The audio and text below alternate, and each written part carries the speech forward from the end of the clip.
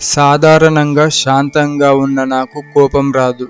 ఒకవేళ వస్తే ఆ కోపాన్ని కంట్రోల్ చేసుకుంటా. కంట్రోల్ చేసుకున్నా కూడా ఆ కోపం బయటకొస్తే అది మామూలు కోపం కాదు. అదో రకమైన కోపం. దేనిని లెక్క చేయని కోపం. అలాగే మరో విచిత్రమైన వింతైన కోపం కూడా ఉంది నాలో. అది బాగా ఆకలేస్తే మౌనంగా ఉంటూ శాంతంగా ఉంటాను. ఆ సిచ్యువేషన్లో ఎవరైనా ఏదైనా అంటే ఎందుకో తెలియదు, దేనిని లెక్క చెయ్యని ఆ కోపం ప్రళయంగా మారుతుంది.